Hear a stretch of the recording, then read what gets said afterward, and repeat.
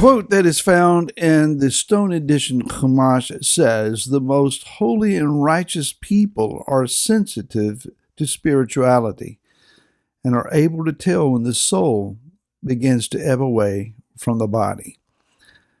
Hi, this is Barry Phillips with 10-Minute Torah, Day 5 in Netzavim v'Yelech. And we are in Deuteronomy chapter number 31.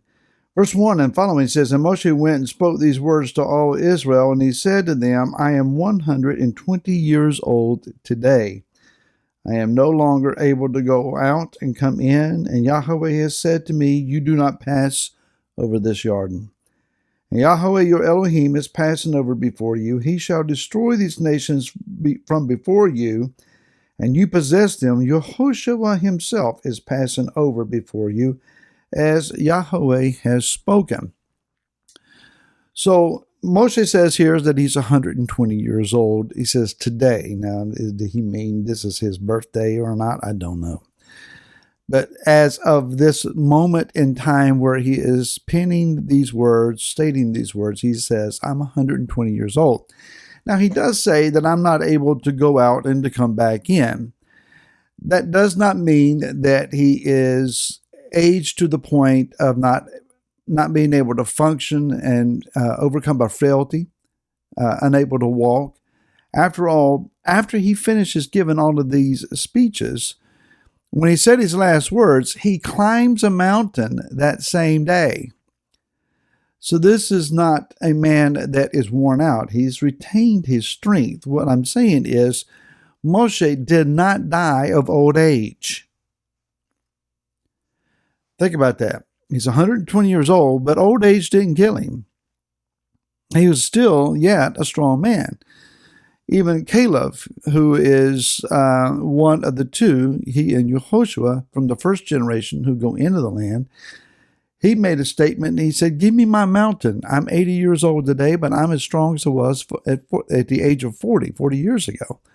So I'm well able to take this mountain.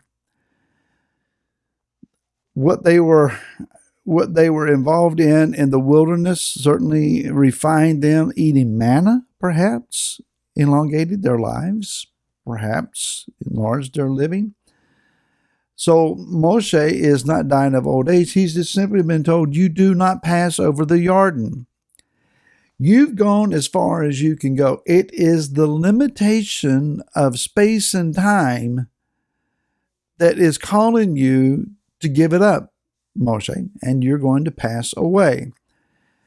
So the rabbinical take is, and it's mentioned concerning the death of Aaron, Moshe's brother, as well, that Aaron went up onto the mountain and he didn't have a heart attack or a seizure or a stroke of some sort, but rather that he received the kiss of Yah that basically caused his soul to leap from his body and return to the Creator. So whatever it is, however this process is engaged, the soul leaves the body. Matter of fact, that's for all of us. When the soul leaves the body ceases its necessity to function, and it just stops all process. So death is not by any means the finality of life. Death is simply the soul being released into a new phase of life in the body that we have known, recognized, and interacted with most visibly, most casually. We see each other, we recognize each other by our physical traits. We fail to recognize each other mainly by our soul, by the spirit that lives within us. It takes skill to learn to know the person on the inside of the body without being overly distracted by the body itself, good or bad. So when the body is finished, it dies. It ceases its function until it's resurrected in its newest version that is yet to come. So I'm looking forward to Resurrection Day, and I've got in my mind some changes that I think that the body needs to go through, and some different specifications that I have put on request. We'll see. what my shopping list turns out to be. So the quote from the Chumash, it's interesting that there are those who live by the Spirit, and then there are those who live according to the flesh. Living by the flesh is automatic. It's default. All you have to do is get up in the morning and just go with whatever the body seems to be inclined for. Whereas the man or the woman who lives by the Spirit, they live by a means of discernment. They discern how, when, and what to pray. They discern spiritual atmospheres in day-to-day life. They're in public, they're on their job, in their home, and they discern the spiritual nature of what it is.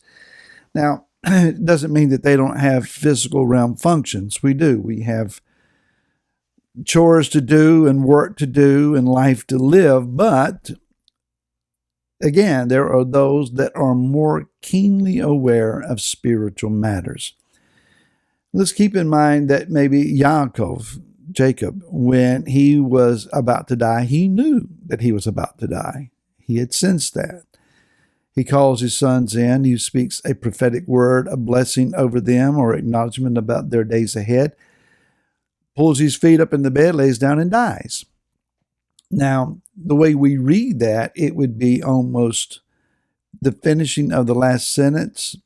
Bye, y'all, lay down and die. Now, whether there's a short period of time or not, I don't know. We're not really told. But it's intimated that he died very, very quickly after he finished prophesying. Yitzhak, Isaac, thought he knew when he was going to die. He called for Esau, come bring me the meat that I love so I can bless you before I die. He actually lived quite a while after that. Yeshua knew when he was going to die. And the interesting thing is that Yeshua didn't fight against it. He embraced it because he knew it was the will of the Father that he die. But he also knew, you put this body in the ground, in 3 days I'll raise it back up again. Now, he had that confidence. Death will have its season, but it's a very, very short season. So it comes down to this question. Is it our flesh or our nephesh, if you will, that is most dominant? Or is it our spirit? How do we live? What is the most dominant feature of our living? Are we willing to allow this life to pass from us without putting up a huge fight? Now, if we're under attack and our adversary is seeking to take our life out, we fight for it. Then there are those times that Yah says, your days are finished and your task is done. It's time to come to me. In the book of Psalms, chapter number 90 and verse 12, a verse many of you already know, says, teach us to number our days and let us bring the heart to wisdom. So there is an understanding that Yah has numbered our days.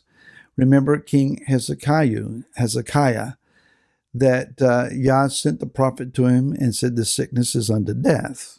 And the king turned his face to the wall and cried out, and he was given another 14 years. However, it was during those latter 14 years that his son Manasseh was born, who was the most evil king that they ever had. It would have been much better for him to pass Hezekiah when Yah had previously apportioned that time for him to pass. So we need to be rightly focused. This life is what we know. It's all that we know. But when we read about what is yet to come, it should not spark fear in us. Death is but the passing from one realm to the next. It is important that we recognize that when our loved ones pass, they're not defeated. They have achieved a great overcoming, and we are to rejoice in that. Let me encourage you, if you haven't already done so, to subscribe, to hit the like button. It's important. It helps to get the videos out there, algorithms and such. I don't understand them, but thank you for doing that. Shabbat shalom to you, to your family, to any that are with you. If you are alone, may the King be with you. May His presence abide with you and fill your being and your dwelling with His light. Until next week, Shabbat Shalom.